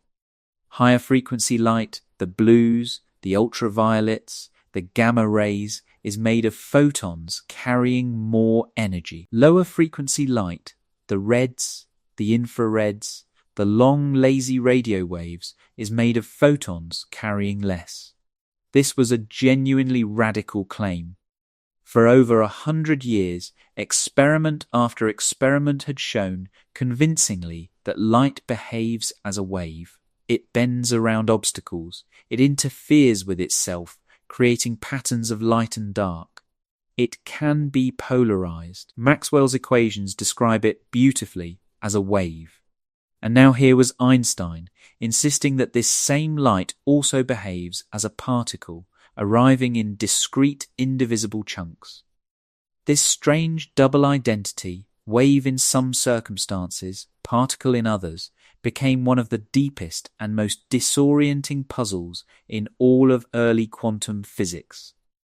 And it took several more decades of work to finally resolve it properly. The resolution arrived through what physicists now call quantum field theory, a mathematical framework developed gradually across the 1920s, 30s, and 40s by some of the most gifted minds of the century. And the central idea underneath quantum field theory is one that, once you really absorb it, changes how you picture reality itself. The truly fundamental entities in nature, according to this framework, are not particles, and they are not waves either. They are fields. Every single type of particle that exists corresponds to a field that fills the entirety of space everywhere, at every single point, at all times. There is an electromagnetic field whose ripples and disturbances we experience as photons. There is an electron field whose disturbances we experience as electrons. There are fields for quarks, fields for neutrinos, fields for every fundamental particle physics has ever catalogued. These fields are never absent. They are always present, filling every corner of space, whether or not anything appears to be happening there. What we call a particle is simply a quantized excitation of its corresponding field, a localized ripple, a disturbance rising briefly out of an otherwise still background. A photon is a quantum of excitation in the electromagnetic field. An electron is a quantum of excitation in the electron field. The field itself is the truly fundamental thing. The particles are simply what appears when you disturb that field in exactly the right way. Picture a perfectly calm lake stretching out in every direction, filling its basin completely. Now drop a single pebble into the water. Ripples spread outward from that point, carrying energy across the surface as they travel. But those ripples are never separate from the water itself. They are disturbances within it. The water is the fundamental thing that was always there. The ripples are simply what happens when you disturb it. In a rough but genuinely useful sense, quantum fields work the same way. The field is the water, always present, filling all of space. Particles are the ripples, momentary disturbances rising up out of that underlying fabric. The specific theory describing the electromagnetic field and its interaction with charged particles, primarily electrons, is called quantum electrodynamics, almost universally abbreviated to KED. It was developed independently through different mathematical approaches by three physicists working on different continents in the years following the Second World War: Richard Feynman in the United States, Julian Schwinger also in the United States, and Shinichiro Tominaga in Japan. Their three formulations looked, on paper, almost nothing alike. It was Freeman Dyson who eventually demonstrated that all three were, underneath their very different mathematical language, describing exactly the same underlying physics. Feynman, Schwinger, and Tominaga shared the Nobel Prize in Physics in 1965 for this achievement. At the very heart of KED sits a single, deceptively simple interaction, and remarkably, it is the only fundamental interaction the entire theory needs. An electron emits a photon, or an electron absorbs a photon. That is the whole thing.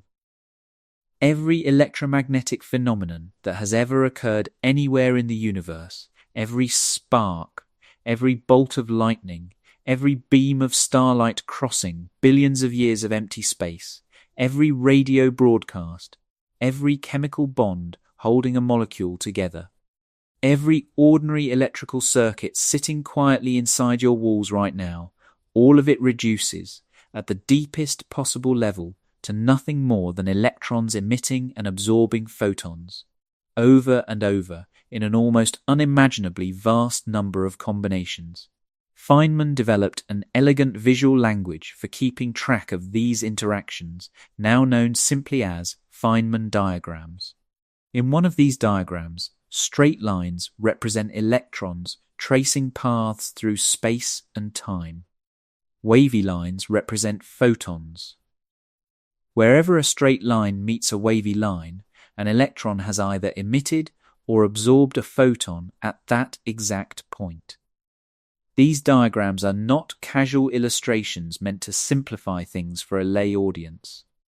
Each one corresponds to a precise mathematical expression, and calculating the probability of any electromagnetic process means drawing every possible diagram that could contribute to that process, translating each one into its corresponding mathematical term, and summing them all together.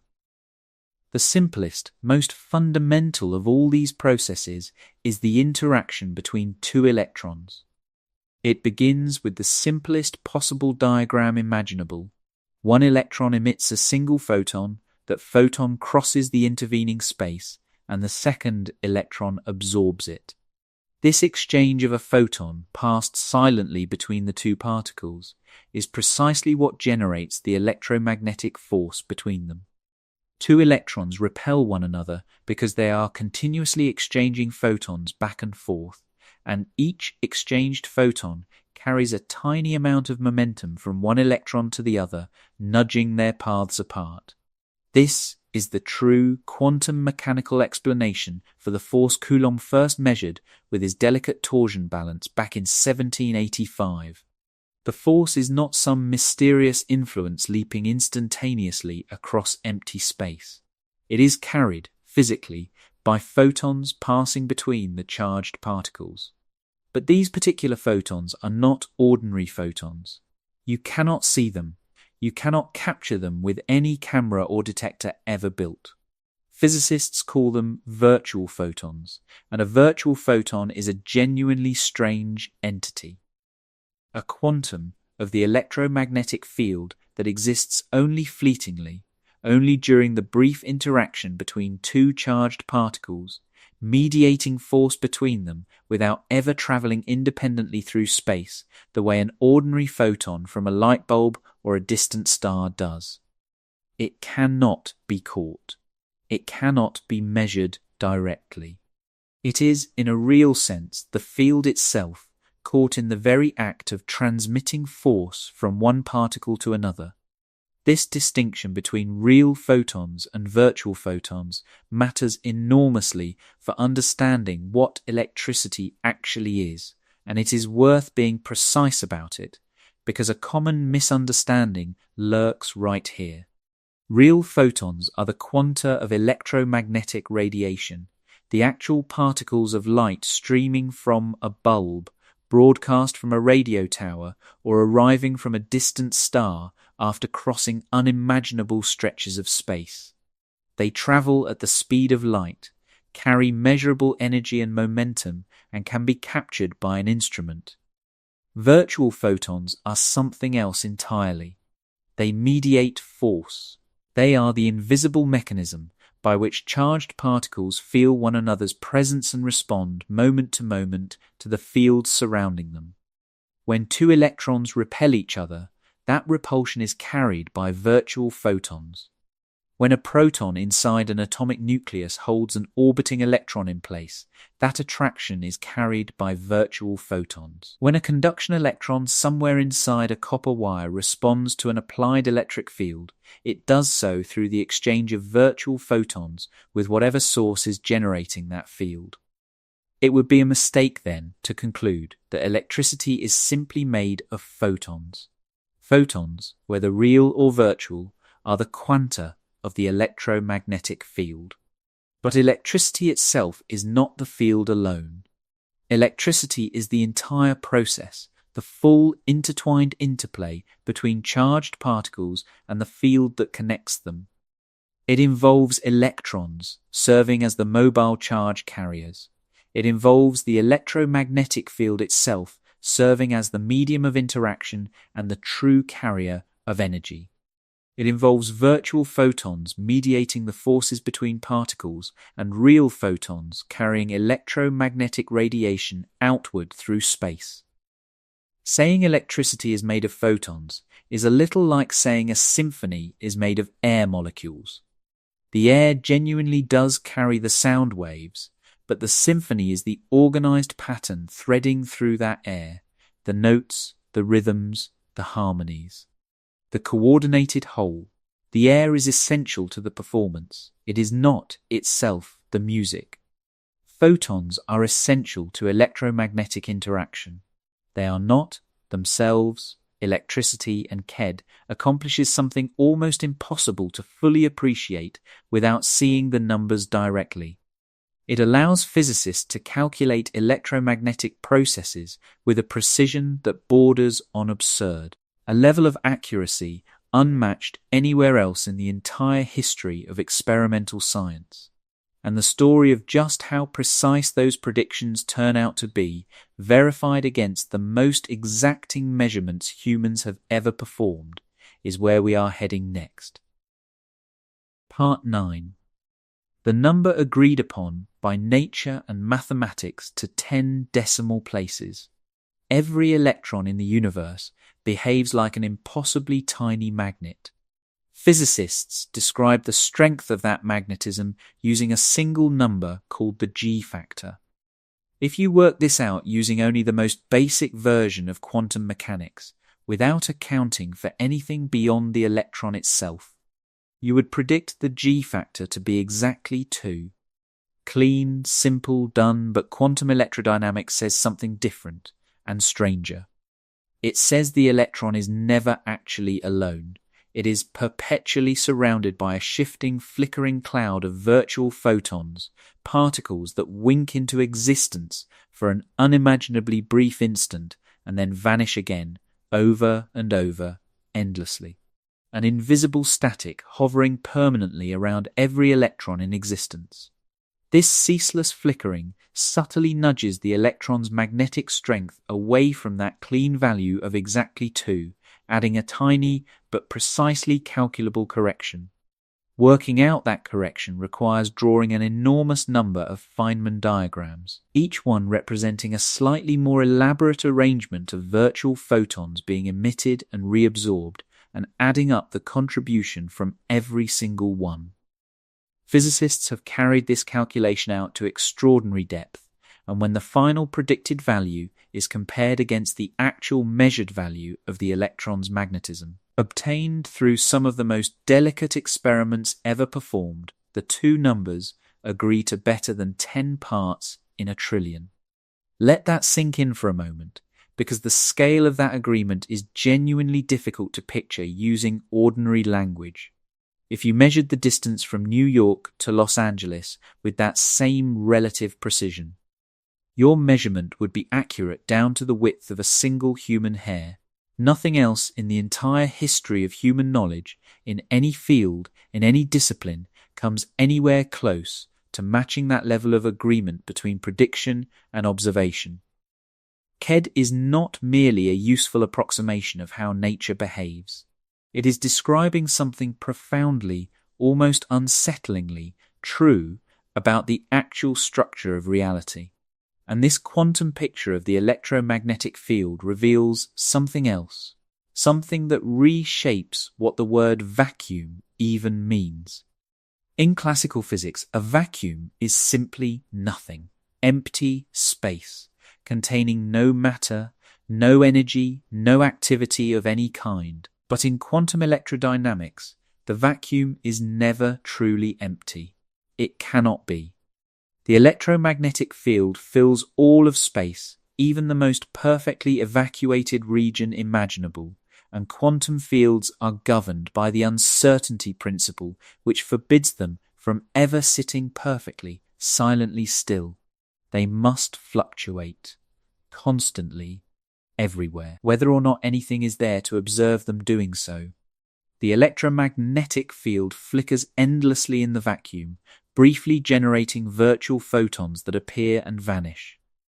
The electron field does the same, momentarily conjuring pairs of virtual electrons and their antimatter counterparts, positrons, which flash into being and annihilate one another almost as instantly as they appeared. These are not abstract mathematical curiosities dreamed up to patch a hole in the equations. They produce real, measurable, physical effects. In 1947, the physicist Willis Lamb discovered a tiny but genuine discrepancy in the energy levels of a hydrogen atom, a shift that basic, unadorned quantum mechanics simply could not account for. Quantum electrodynamics explained it precisely as the direct result of these vacuum fluctuations quietly nudging the electron inside the atom, the flickering virtual photons subtly altering the electric field it experiences, shifting its energy by a small but exactly calculable amount.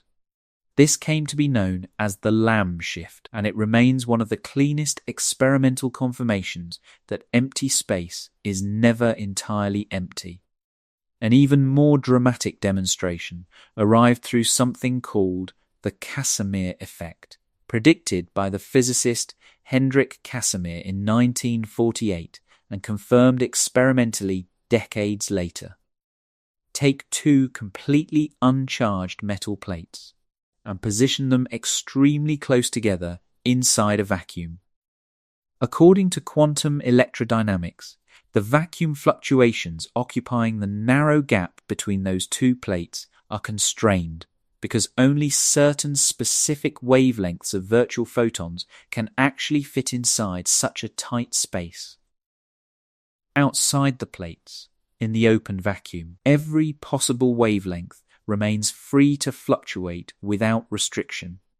That imbalance, more permitted fluctuations outside than inside, generates a measurable force that gently pushes the two plates together.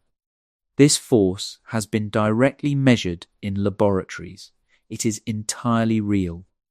The supposedly empty space separating those two plates is, in truth, a restless, seething landscape of quantum activity, and that activity carries real, physical consequences you can measure with sensitive enough instruments.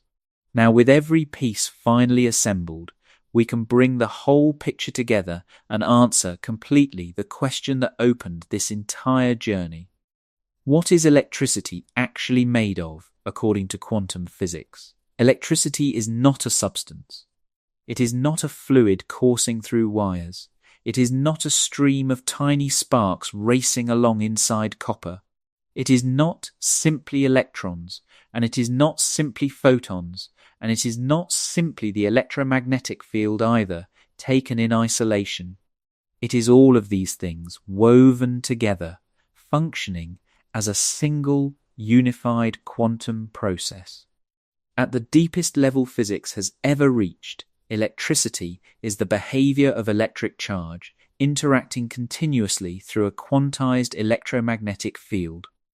In an ordinary circuit, the charge carriers are electrons, quantum particles described not by fixed positions but by wave functions, organized into energy bands shaped by the crystal structure of whatever material they inhabit, and governed at every step by the unyielding rigidity of the Pauli exclusion principle. These electrons respond to an applied electromagnetic field by shifting among the available quantum states around them, and their organized collective drift, that faint statistical bias layered over an ocean of chaotic random motion, is exactly what we call electric current. But the electrons themselves barely move at all, crawling forward slower than a garden snail.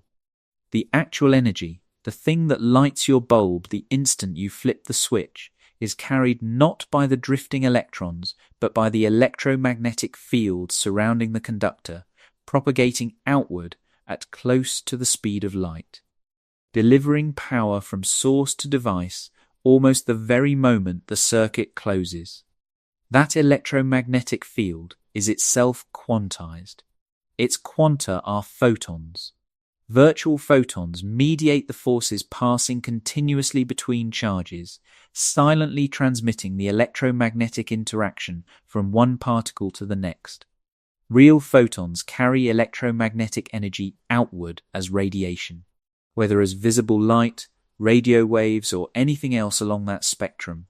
And the interaction between electrons and photons, that single fundamental vertex sitting at the very heart of KED, an electron emitting or absorbing a photon, is the one basic building block from which every electromagnetic phenomenon in existence is ultimately constructed. The strength of this fundamental interaction is governed by a single number, a pure ratio with no units and no dimensions at all, called the fine structure constant, usually written using the Greek letter alpha. Its measured value sits at approximately 1/137.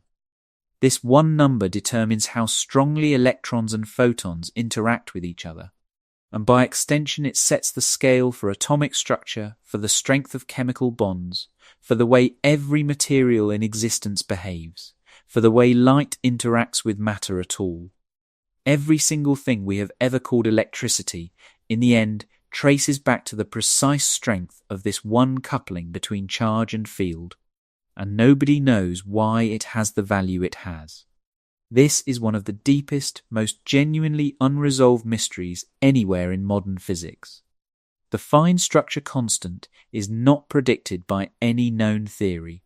It cannot be derived from any deeper underlying principle physicists have yet discovered. It is simply measured over and over with extraordinary precision, and the number that keeps coming back is approximately 1/137. Richard Feynman himself, one of the very architects of quantum electrodynamics, once called it one of the greatest outstanding mysteries in the whole of physics, and confessed that every serious theoretical physicist he knew kept that number pinned somewhere in the back of their mind, quietly worrying over it. If that number were meaningfully larger, electromagnetic forces would grow stronger. Electrons would bind more tightly to atomic nuclei. Atoms themselves would shrink, and chemistry, the entire elaborate architecture of chemical bonding that builds every molecule in existence, including every molecule that makes up you, would behave in an unrecognizably different way. If the number were meaningfully smaller, electromagnetic forces would weaken. Atoms would swell, bind more loosely, and complex chemistry, as we understand it, might never manage to occur at all. We happen to exist inside a universe where this one-dimensionless ratio landed on exactly the value needed for stable atoms to form, for chemistry to function, for materials to conduct or resist current in the delicate, specific ways that make circuitry and biology, and vision itself possible. Whether this precise value is nothing more than a cosmic accident, or the inevitable consequence of some deeper theory nobody has discovered yet, or perhaps a kind of selection effect playing out across some vastly larger, unobservable landscape of possible universes, remains one of the most genuinely open questions in all of physics. This single number sits quietly at the very heart of electricity, governing every interaction between every charged particle and every photon anywhere in the cosmos, and we do not know why it is what it is. Part 10. What is actually happening when you flip a switch? So let's return, finally, to the moment that started this entire journey. You reach out in the dark and you flip a switch. Here now is what is genuinely actually happening, described at the deepest level physics has ever managed to reach. Closing that switch completes a conducting pathway through the circuit. An electromagnetic field springs into existence throughout that entire pathway, almost instantaneously, propagating at a substantial fraction of the speed of light. This field, itself a quantum field whose excitations are photons, immediately begins carrying energy from the power source, streaming through the space surrounding the wires themselves rather than through the wires. Inside those wires, electrons occupying partially filled quantum energy bands respond to the field by shifting, ever so slightly, among the states available to them, producing a faint net drift of charge that constitutes the electric current. That drift, remember, crawls forward at a pace slower than a garden snail, and yet none of that matters, because the field surrounding the wire is already funneling energy toward the light bulb long before any individual electron has meaningfully moved. Inside the bulb's filament, electrons collide repeatedly with vibrating atoms and structural imperfections in the material, scattering again and again, converting the organized energy delivered by the field into disorganized thermal motion, heating the filament until it glows white hot. That glowing filament then emits real photons, genuine quanta of the electromagnetic field, which stream outward at the speed of light and, a fraction of a second later, strike the light-sensitive cells lining the back of your eye. Those cells absorb the photons, triggering a cascade of electrochemical signals, themselves mediated by the very same electromagnetic interaction between charged particles racing along your optic nerve and into your brain. And there, finally, you experience it. Light, every single step in that chain, the establishment of the field, the drift of the electrons, the emission of the photons, the electrochemistry inside your own retina is governed, without exception, by quantum electrodynamics. Every step reduces, at its deepest possible level, to electrons emitting and absorbing photons. And yet nowhere in that entire chain does anything resembling a flowing electrical fluid ever appear. There was never a substance called electricity rushing through that wire. There never has been. What exists, instead, is electric charge, a fundamental property carried by certain particles, discovered first as an unexplained curiosity in a piece of rubbed amber 26 centuries ago. What exists is the electromagnetic field, a genuine physical entity filling every corner of space, first glimpsed intuitively by a self-taught bookbinder's apprentice who could not write a single equation to describe it, and later given precise mathematical form by a young Scottish physicist who realized, almost by accident, that his equations were also describing light itself. What exists is the quantum interaction between charge and field, worked out with a precision so exact that its predictions agree with direct measurement to better than 10 parts in a trillion, a level of accuracy that borders on the miraculous. Electricity, in the end, is the name we have given to the collective behavior that emerges when charged particles and a quantized electromagnetic field interact continuously according to rules embedded in the deepest layer of reality anyone has ever managed to uncover. And this understanding carries a strange, quiet weight to it once you let it settle. Every wire hidden inside the walls around you right now is simply a guide, shaping the path of a quantum field. Every trace of warmth you feel from a running appliance is the faint signature of that field surrendering some of its energy through quantum scattering inside imperfect matter. Every beam of light filling a room is a shower of real photons. Individual quanta born from the thermal agitation of electrons inside a hot filament, or, further back still, born inside the churning core of a star. Every charge held inside your phone is the slow, careful rearrangement of ions and electrons through quantum electrochemical processes, driven by fields you cannot see and will never directly touch. And here is the part worth sitting with as you drift towards sleep tonight.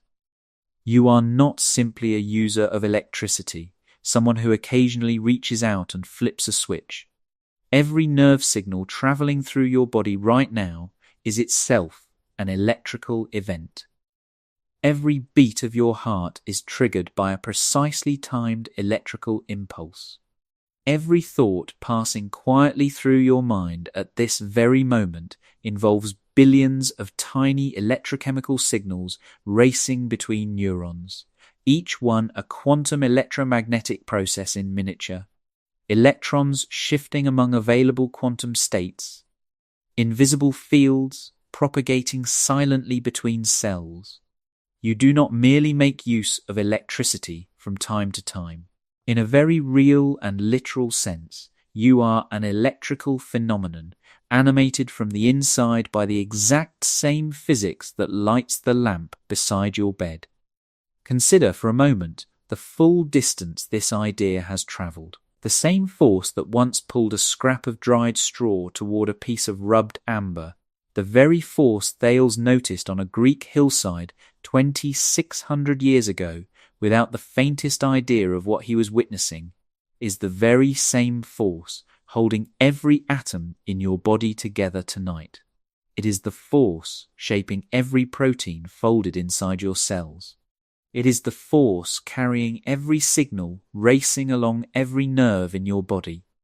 It is the force behind every heartbeat, every breath, every fleeting thought drifting through your mind as you listen to these words. The electromagnetic interaction, governed by quantum electrodynamics, carried by photons, sustained by a field filling every corner of space, is the physical foundation your entire existence rests upon. You were not simply given electricity to use, you were, in a very real sense, built out of it. We began tonight with a small, almost embarrassing question. What is actually happening inside a wire? We end somewhere far larger than that question ever suggested it could go, standing at the edge of the fine structure constant. A single unexplained number that somehow tunes the entire electromagnetic architecture of the universe, and quietly wondering why it landed exactly where it did. Physics can tell you, with extraordinary, almost unbelievable precision, how electrons behave inside a crystal lattice, how fields propagate through empty space, how photons are exchanged between charges in flickering, endless succession. It can predict the magnetism of a single electron correctly to 10 decimal places, a feat of accuracy nothing else in human knowledge has ever matched. And yet, somewhere underneath all of that precision sits a number nobody can explain. A ratio that simply is what it is, holding together every atom, every bond, every beam of light, every thought you have ever had, for reasons no equation has yet revealed. So the next time you reach out in the dark and flip a switch, and light fills the room before you've even finished the motion, remember what is actually happening in that instant. A field older than the wire, older than the switch, older than the very idea of electricity itself, reaching out through the space around you at nearly the speed of light. Carrying energy born in a fusion furnace or a spinning turbine, delivered by particles that blink in and out of existence trillions of times each second, arriving to illuminate a room, and, in some small, strange and genuinely beautiful way, to illuminate you as well. Sleep well. Somewhere in the quiet dark around you, that same field is still there, filling the space it has always filled, waiting, as it always has, for the next moment someone reaches for a switch.